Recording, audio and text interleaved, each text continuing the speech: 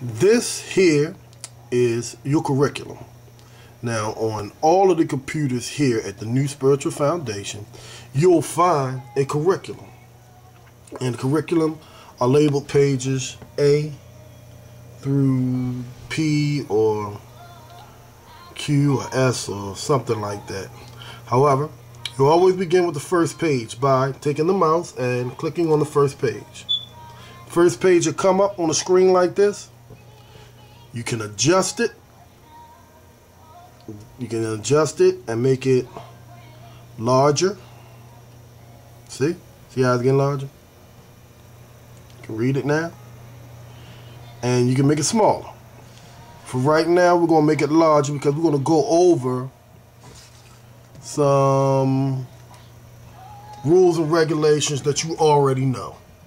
No smoking, no alcohol, no excessive playing, which means horse playing and fighting. Obviously, no fighting. No children. Why? Because children, and particularly the younger children, will get in the way. There's language being used around here in adult conversation. You don't want to bring your children here. And not only that, this is really a working and studying environment. And people cannot focus when kids are running around. There's no cursing. No cursing. And, of course, no stealing. Which, some people, you're going to do what you do. However, you should not steal here. It's not good. You have an environment where almost all of your needs are taken care of. And that alone, you should just be thankful and grateful that you're here. There's an opportunity for you to get education and grow. So, you might steal from other people. Just don't steal here. And respect all staff. Please do that. Respect all staff. Complete all assignments. Hey, this is something you need to learn. Call or report when you're not coming. Just call to keep in touch. That really helps us a lot. It helps us to know that you're still interested in the program. Because 5 consecutive days, you can be taken off our rolls. Alright, but we don't want to talk too much about the negative aspects because you really shouldn't be doing that anyway. Now, when you come in a New Spiritual Foundation, each student will take a diagnostic test. A diagnostic test is designed to measure where you are. We want to know where you are. We want to know what you know. We want to know how much of a 12th grade student are you? How much of a high school graduate are you? How ready are you for college? And based on that, based on the score you get, we'll come up with a diagnostic score that we include, that we pretty much figure out where you were before you entered this program. And your testing at the end will show where you are upon exiting the program. Okay, one of the first assignments we'll ask you to do is each student will write, notice the misspell of will, W-I-L. Sometimes we make mistakes. Unfortunately, I'm not able to correct this one at this time. But the sentence should read, we will write a brief personal introduction of 4 to 5 sentences. Basically, in a whole paragraph, do not answer each question individually. You want to answer each question generally while in the course of writing your essay, if you understand what I mean. If you don't understand what I mean, ask a staff member or ask someone who have written one already. Here at New Spiritual Foundation, students do not mind sharing information on how to do certain projects. All right. You want to answer, what were you doing before you came here? Why did you come? And what were you trying to go in your life? This is a writing sample. We need to see where you are. Writing is communication. Communication is everything in this world. It's how you're viewed and how you're understood. If you write terrible, I'm sure you have terrible relationships. You have terrible relationships with your personal life, you have terrible relationships on jobs. If you can't communicate, you're going to have bad relationships. If you're a good communication, you're going to have good relationships. Each student will complete every phase of this course packet, which means all essays, all reports, all testing. Each student will compose a poem, and you will recite your poem. Not only will you do a sonnet, you will also do a freestyle poem, which you are expected to recite on camera. And anything you do on camera, we do reserve the right to post it if it makes you and this school looks good.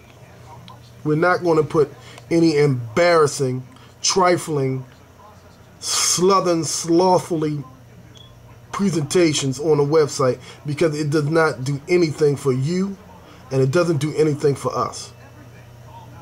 But we hope you don't do that. Most of the students have done excellent projects. Alright, so what we're going to do now is we're going to take a look at the curriculum. We're going to try to explain this to you so that when you get into the curriculum, we don't have to go over this again. Once again, we clicked on the arrow to go to the next page. Here's the next page. First assignment that everyone is going to have to do is punctuation. You have got to know how to punctuate sentences. If you don't know how to punctuate sentences, not only are you not going to pass the test, the language arts portion, you're going to be a poor writer and you're going to be that poor communicator we was talking about. And you don't want to be that. Come on, let's get it together. Here we go. Now I want to make it a little bigger for you.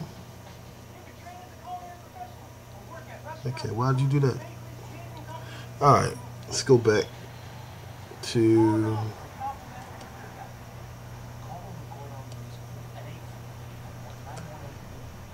this page here. Alright, one of the first assignments you're going to do is you're going to write 5 sentences for each type of punctuation. Altogether, you're looking at probably like 50 sentences. No one should turn in a page with 5 sentences on it and say, I did that.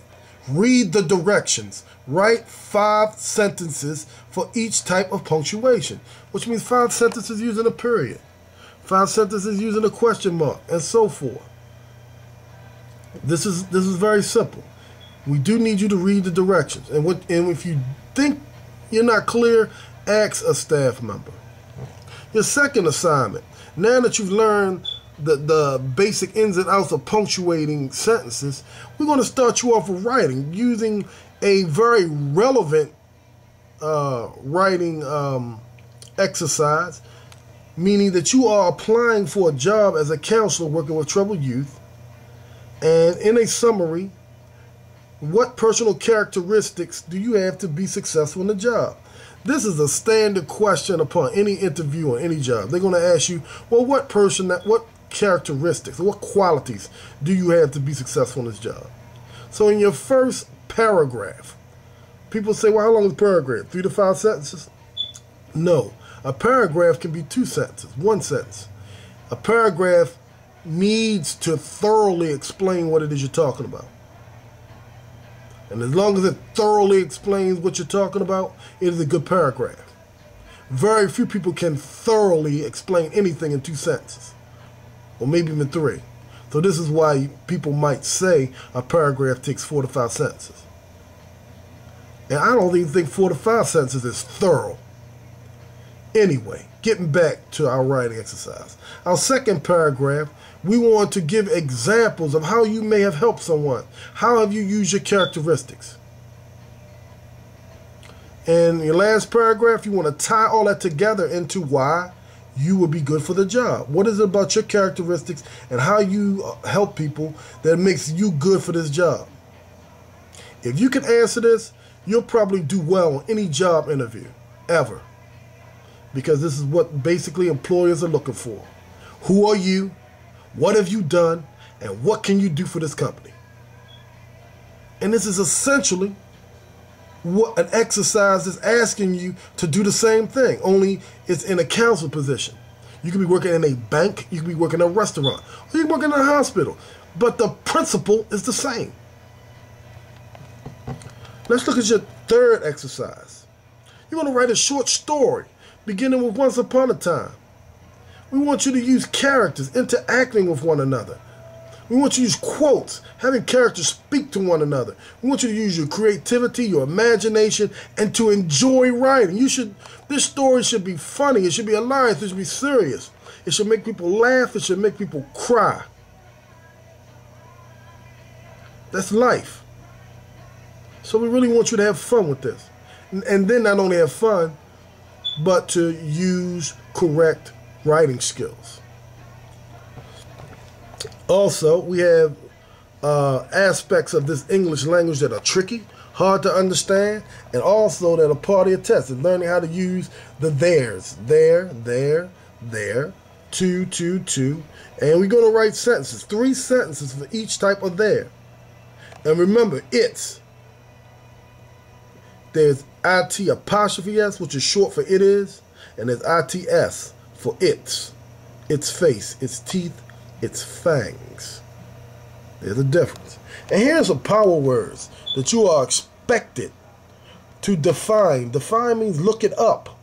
Diploma, curriculum, institution, focus, achievement, diligent, promotion, persistence, acclimate, endeavor, and legislate. These are just power words you're going to come across in your studies here at New Spiritual Foundation while you are pursuing your high school diploma. These are just few words that we've chosen. But you shouldn't stop here. You should always look up words you do not know. Intelligent people do that. Some of you have telephones right now. You can look up a word at a whim. In less than 5 seconds, you can have the meaning of a word. Why don't you use it?